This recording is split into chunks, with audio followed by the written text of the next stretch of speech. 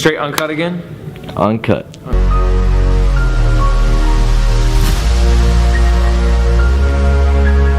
Okay, so what's up guys? So today we are going to talk about different types of squats.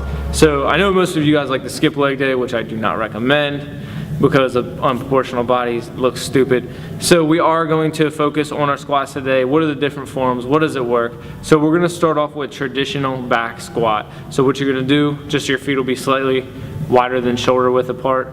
Your toes will be slightly pointed outward, kind of straight ahead, but slightly outward. And you're just gonna kick your hips back, sit down back, and don't let your knees go further than the front of your toes as you go down, but you wanna go down to where your legs make a 90-degree angle. All of us know back squat, we've all done it before. Whether we did it right or not, that's up to you. But, so, traditional back squat, it pretty much sums it up. You know it works your hamstrings, you know it works your quads, you know it works your glutes, and you know it works your calves a little bit. Next, we're going to talk about front squats. So a lot of people also do front squats. It allows you to get a little bit deeper with the weight being in front of you. It allows you to sit down deeper without your toes going past, and it doesn't put as much pressure on your lower back, at least some people say.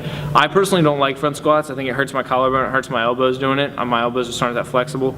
So I don't do it a lot. What I do that's very similar to front squat, and it still allows me to get the depth to really work on the inside of your groin and the inside of your thighs a lot more, is I do what's called a gauntlet squat. So you'll see here, and it's very, very similar, except you're just holding a dumbbell in front of you, in front of your chest, instead of actually resting the bar across on front. So I like to superset this a lot with like box jumps or with normal squats, and I think the gauntlet squat is a better form of the front squat, just because it doesn't cause as much pain in unnecessary areas, so I can really focus on actually lifting and focusing on hitting my legs. Next, we're going to talk about narrow stance squats. So going back to just like normal back squats with the bar being on your back, except narrow stance, you're going to want to put your feet in not quite touching, but just a few inches apart and straight forward. So with these, you probably won't be able to get as deep without going past your toes with your knees, just because of how you need to balance it and everything, but you'll feel it a lot more in your glutes and in your hips, like the sides, the exterior, the lateral sides of your thighs. So you're gonna feel it a lot more on the outside, you're gonna feel it a lot more in the glutes, and it's gonna work your muscle in a completely different way than you probably have ever felt it before with normal squats. So I highly recommend you try some narrow stance, even if you just mix it in, so build up weight, and then on the way back down, mix in regular and narrow stance, just to get a little bit of different feel, work those muscles a little bit extra, because they probably don't get hit enough. Now the last form of the squat that I'm going to go over today is a little bit different. It looks kind of like a variation of a deadlift. I used to see Kai Green do it all the time, and I decided I wanted to try it not too long ago.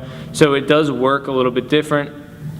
It works the muscles a little bit different. I do recommend you alternate sides, but it's a Jefferson squat. So what I like to do is you just straddle the bar, and then you slightly turn to one side and just pick it up, holding the bar in between your legs. And you just start from your knees bent in a squat position and stand up, driving up, really squeezing your hips and your hamstrings and your quads together.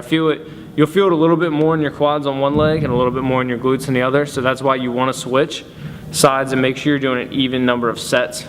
That way you can make sure you're doing consistency on both sides. But I do think it is an important thing. It looks kind of funny, especially if you've never done it before, but once you get comfortable doing it, you'll really start feeling some of those muscles get worked in a different way, and it's a really great workout to incorporate into your leg day. So that wraps up this video. That's the main forms of squats, those four. You got your gauntlet, you got your front squat, you have your narrow stance. That's 5 actually. But gauntlet and front squat, like I said, are the same thing. So definitely keep hitting your traditional back squats. So by far they're my favorite because they're the most well-rounded, but these extra ones will help you kind of just put some extra exhaustion on certain parts of the legs that you really want to focus on growing. So definitely share this video with your friends, hit us up on social media, and I'll see you guys next week.